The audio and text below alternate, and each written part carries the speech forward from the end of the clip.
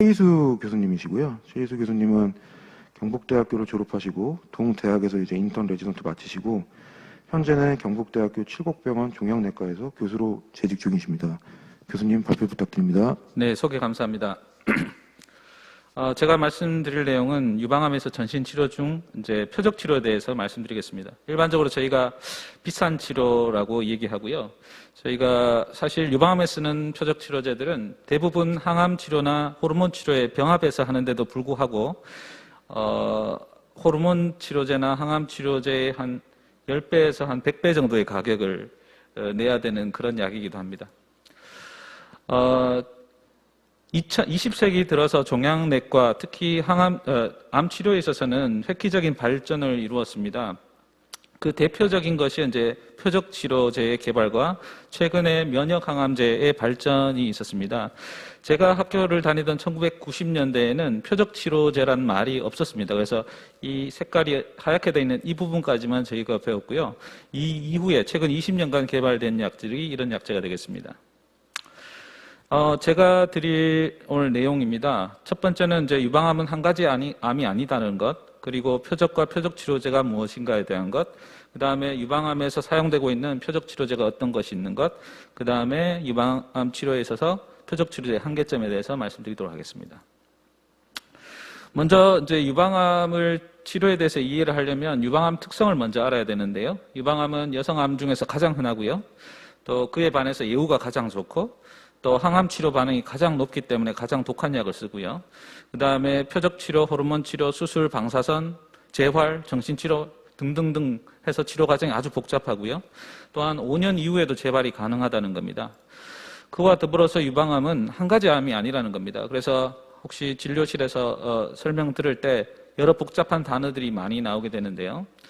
일단 현미경으로 보면 유방암은 한 가지처럼 보이지만 특정 단백질 발현엔, 특히 이제 아까 말씀드렸던 여성 호르몬 수용체 리셉터 수용체 ER이라는 것과 PR, 그다음 표적이라고 알려진 헐2의 발현 여부에 따라서 표준 유방암 타입, 에스트로겐 리셉터 양성 유방암이라고 하고요. 그다음에 헐2라는 표적이 과발현된 타입, 그다음 이런 표준 단백질이나 표적이 없는 타입을 삼중 음성 유방암이라고 합니다. 이렇게 구분하는 이유는 이 타입에 따른 예후가 차이가 있고 치료 과정도 전혀 다르다는 겁니다. 유방암의 치료는 이제 국소 치료와 전신 치료로 나눌 수가 있고요. 국소 치료는 수술과 방사선 치료, 전신 치료는 오늘 세션에서 논의되고 있는 항암 치료, 호르몬 치료, 그리고 표적 치료가 되겠습니다. 그러면 표적이라는 게 뭐냐? 한마디로 말씀드리면 종양에서 발현되는 특이 물질이라고 할 수 있습니다. 먼저 종양은 정상세포가 어떤 발암 인자에 의해서 유전자 변이가 일어나게 되고 이 변이는 세포 내에서 세포 주기가 컨트롤되지 않는 활성화가 일어나는 겁니다. 이런 특성으로 앞서 강의에 들었던 여러 가지 침륜이라든지 전이라든지 사멸이 억제 이런 것 같은 암의 전형적인 특징들이 나타나게 됩니다. 또한 이렇게 변형이 생긴 암세포들은 원래 정상적으로는 면역세포에 의해서 삼식이 돼서 사멸이 되어야 하지만 이 종양세포 내에서 이 면역을 회피할 수 있는 그런 물질들이 나타나게 돼서 결국은 우리가 육안적으로 확인할 수 있는 암조직으로 자라게 됩니다. 그래서 세포 주기, 활성화된 세포 주기를 공격하는 약제가 항암 치료가 되겠고요. 종양의 특성을 유발하는 특이 단백을 억제하는 것이 오늘 말씀드릴 표적 치료가 되겠고, 또 면역 회피를 다시 돌려주는 그런 역할을 하는 것이 면역 조절 치료가 되겠습니다. 20세기에 눈부신 분자의학의 발전으로 해서 여러 가지 종양에서 종양이 생기고 발전해 나가는 여러 기전들을 확인하고 그 기전에 관여하는 특수 분자 물질을 탐색을 할 수 있게 되었고요. 이에 따라서 그런 기전들을 차단할 수 있는 여러 가지 표적 치료제들이 개발이 되었습니다. 이런 표적 치료제는 앞서 설명드렸던 항암 치료와 달리 암세포의 특이적인 그 단백을 공격하기 때문에 우리가 보았던 항암 치료에서 보았던 여러 가지 부작용이 없거나 적게 됩니다. 이 면역 치료제는 암세포보다는 우리 정상 면역 체계를 다시 활성화시키기 때문에 부작용도 자가 면역성 질환과 같은 부작용이 나타나게 됩니다. 표적 치료라 하면 우리가 1990년대 말에 만성 골수성 백혈병 치료제로 개발된 글리백이란 약을 언급하지 않을 수가 없습니다. 만성 골수성 백혈병은 글리백이란 약이 나오기 전까지는 골수이식이 표준 치료였습니다. 그렇지만 골수이식 공여자를 구하는 게 한계가 있고 완치율도 50% 정도밖에 되지 않고요. 심지어 완치를 한다 하더라도 막대한 후유증으로 고생을 할 수밖에 없었습니다. 그래서 2000년대 우리나라에서 이제 글리백이라는 약이 나오고 나서는 생존율이 10년 생존율이 거의 95% 이상까지 되어서 이제 암도 고혈압이나 당뇨처럼 조절하는 암이다라는 그런 의미가 들어왔고, 그때 타임지에서 이제 매직 뷰렛, 마법의 탄알이라는 그런 용어로서 이 글리백을 소개를 했습니다. 그 이후에 교과서에서 공식 용어로 나온 것이 이제 타겟티드 테라피, 표적 치료라는 그런 용어가 생겼습니다. 그렇지만 그 이전부터 우리 유방암에서는 표적과 표적 치료제가 개발이 되어 있었습니다. 앞서 강의에 들었던 여성 호르몬과 여성 호르몬 수용체의 결합 과정이 결국 암세포의 유방암이 발생과 진행을 초래한다는 것을 아까 강의 들었을 겁니다. 이런 물질들은 1980년대 이전에 벌써 개발이 되어 있었고요. 1990년대 벌써 타목시펜이라는 약제가 유방암 치료제로서 사용이 되었고 그 효과를 입증하였습니다. 그래서 실제 저희가 환우분들한테 말씀드릴 때는 이 타목시펜이 우리 역사상 가장 최초의 표적 치료제입니다라고 제가 설명을 드립니다. 또한 물론 직접 우리가 암세포를 공격하지는 않지만 암세포와 우리 면역세포 간의 어떤 신호를 주고받는 그런 걸 차단하는 면역 관문 억제제도 이 암세포에 특화된 그런 물질들 신호를 차단하기 때문에 넓은 의미로 표적 치료제라고 분류하고 있습니다. 다음은 이제 유방암에서 사용되는 표적 치료입니다. 유방암에서 사용되는 표적 치료제는 앞서 말씀드렸던 타입에 따라서 여러 가지가 나눌 수 있습니다. 첫 번째는 이제 표준 유방암 타입이라고 하는 여성 호르몬 수용체 양성, ER 양성 유방암에 쓰이는 표적 치료제입니다.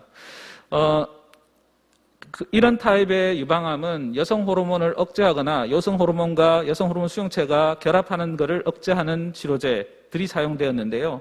이런 신호 외에도 다른 여러 종양 세포를 활성화시키는 여러 신호와 서로 신호를 주고받고 있습니다.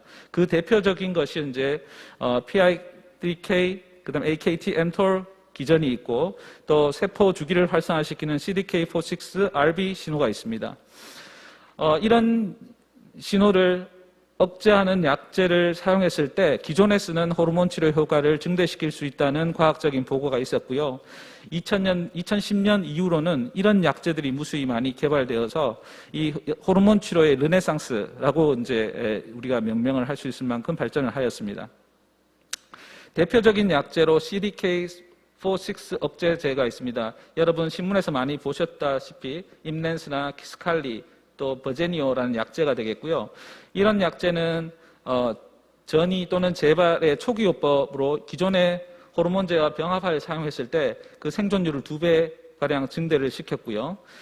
또 PI3K, AKT-mTOR 억제제로서 여러 가지 약제들이 개발되었고 1차 또는 2차, 3차에서 기존 호르몬 치료제와 병합하여서 생존율을 2배 가까이 증대를 시켰습니다. 따라서 최근에는 전이성 유방암 환자에서 ER 양성 유방암인 경우에는 기존의 호르몬 치료에다가 새로 개발된 표적 치료제를 병합하는 요법이 표준 요법으로서 사용되고 있고 우리나라에서도 보험 급여를 받아서 쓸 수가 있게 되었습니다. CDK4/6 억제제는 항암 치료제는 아니지만 비교적 항암 치료제와 유사한 부작용이 있습니다. 아까 말씀드렸다시피 CDK4/6는 세포 주기를 활성화시키는데 관여하는 물질이고 이걸 억제하게 되면 항암 치료처럼 세포 주기가 이제 차단이 되겠지요. 그래서 백혈구 감소증이라든지 전망염이라든지 탈모 이런 것 같은 부작용이 있고 이 약제, 세 가지 약제의 특성에 따라서 골수 기능 억제가 좀 적은 약제가 있고 또 설사가 더 많은 약제가 있기 때문에 혹시 사용하고 계시는 분은 담당 주치의선생님과 상의하셔서 자기가 환자분께서 드시는 약이 어떤 약인지 어떤 부작용이 있는지를 미리 알고 계시는 것이 좋겠습니다. 다음은 mTOR 억제제, PIK 억제제, AKT 억제제가 있습니다. 이들 약제들의 부작용은 공히 혈당을 높이는 그런 부작용이 있습니다. 당뇨가 없으신 분들이 당뇨가 생기거나 당뇨가 잘 조절되는 분이 당뇨가 일시적으로 조절이 안 되는 경우도 있고요.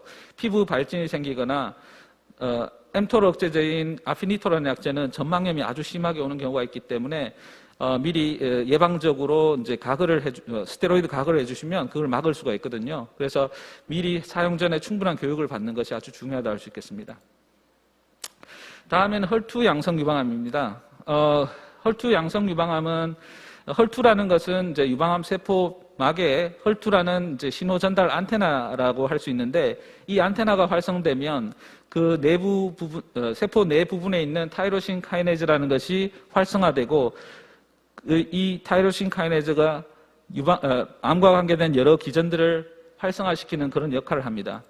그래서 원래는 헐투가 발현된 유방암은 같은 병기에 비해서는 한 30% 정도 예후가 더 나쁜 걸로 돼 있었기 때문에 이 헐투를 차단하는 표적 치료제가 나오기 전까지는 헐투 양성이 나오면 환자분한테 이렇게 위로를 하는 그런 단계였습니다. 그렇지만 최근에 이제 표적 치료제가 많이 개발됨으로써 오히려 헐투가 있는 것이 더 낫다라고 해서 오히려 축하합니다라고 이제 얘기해 주는 그런 시대가 됐습니다. 그 이유가 이 헐투를 세포 외 또는 세포 내에서 차단하는 여러 약제들이 개발되었기 때문입니다.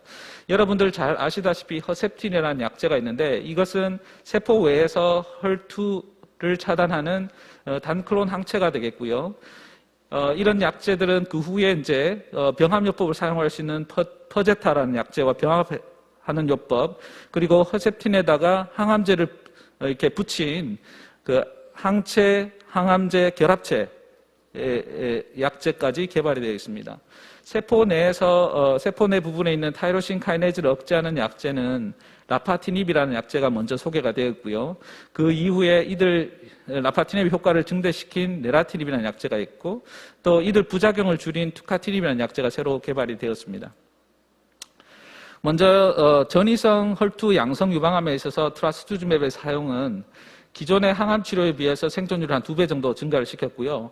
이 펄터주맵과 같이 썼을 때는 항암 치료 단독에 비해서는 한 3배 정도의 생존율을 증가를 시켰습니다. 또한 조기 유방암에 있어서도 1cm 이상의 헐투 양성 유방암은 항암 치료뿐 아니라 표적 치료제를 반드시 쓰라라고 전 세계적인 기준에서 공고를 하고 있고요. 심지어 1cm보다 작은 종양에서도 이 항암제와 표적 치료제를 같이 쓰는 것을 권고를 하고 있습니다. 최근에는 이제 이 표적 치료제에다가 항암제를 결합한 항체 약물 접합제들이 소개가 되었는데요.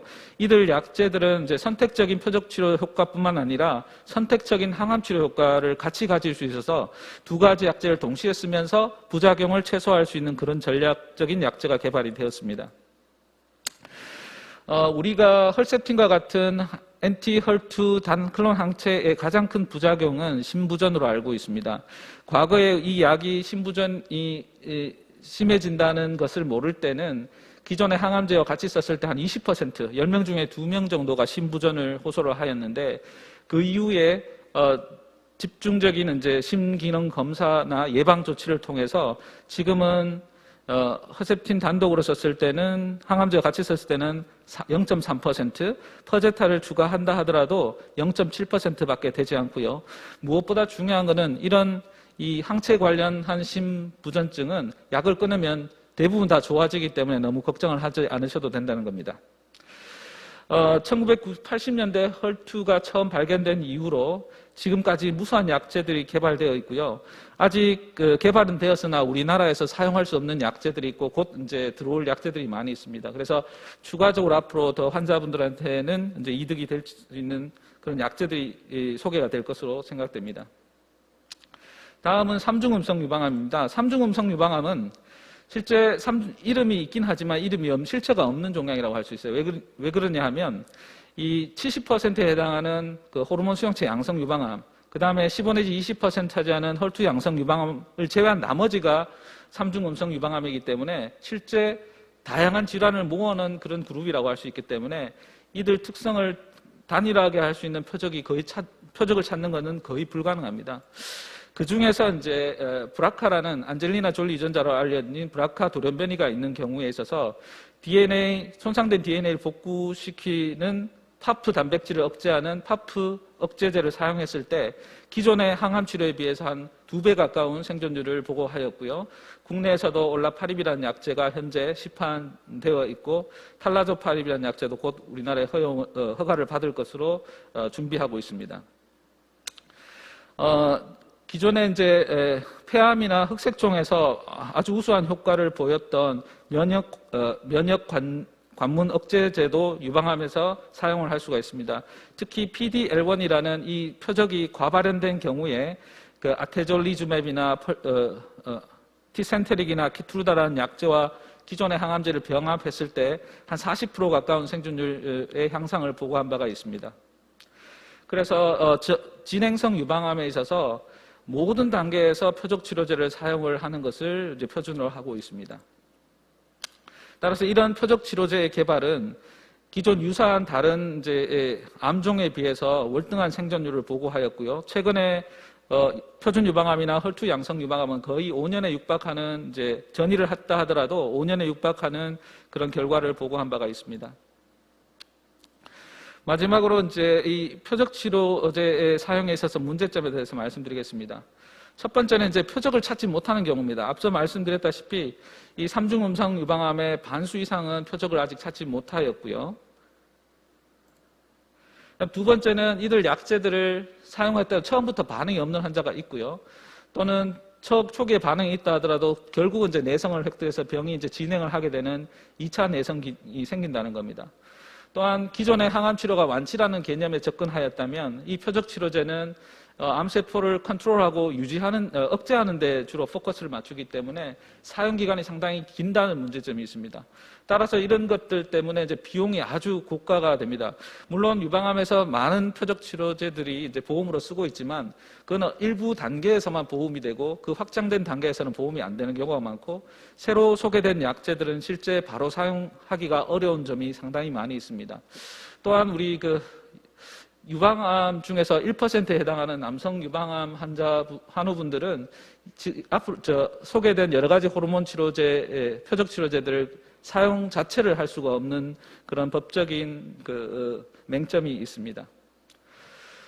따라서 이렇게 여러 가지 이유로 표적 치료제를 사용할 수 없는 환우분들께서는 지금 한국유방암학회나 대한항암요법 연구회에서 표적 치료제를 이용한 다양한 임상 연구들이 진행 중에 있기 때문에 여기에 담당 선생님과 상의를 하셔서 임상 연구에 참여하시는 것도 좋은 방법이라고 할 수 있겠습니다. 먼저 제 강의에 이제 요약을 하겠습니다. 표적 치료제는 종양 선택적이라는 겁니다. 그래서 부작용이 비교적 적고 안전하고요. 오랫동안 사용 가능하다는 겁니다. 그리고 항암제와 병합을 하더라도 효과를 높이면서 부작용을 그렇게 심각하게 높이지 않는다는 것, 그리고 표적과 표적치료제의 병합요법도 추가적인 이득을 얻을 수 있다는 장점이 있습니다. 실제 현재 유방암에서는 많은 표적치료제들이 사용되고 있기 때문에 먼저 치료할 때는 내가 어떤 표적치료제를 받을 수 있는지를 먼저 고려해 놓고 다음 치료를 선택하는 것이 좋지 않을까 생각합니다.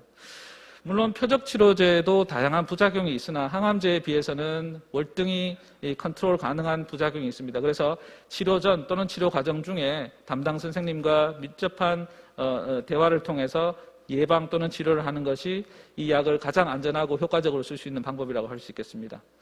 그래서 기존에 우리 유방암 치료의 전신 치료에서 항암 치료, 호르몬 치료가 아주 중요한 역할을 했다면 지금은 표적 치료제가 들어오면서 아주 완벽해지고 있기 때문에 유방암에서는 물론 암이 걸린 거는 가장 안 좋은 거지만 그나마 유방암이 치료제가 가장 많고 가장 효과가 좋다라는 말씀을 항상 저희 환자분한테 드립니다. 이상으로 제 강의를 마치겠습니다.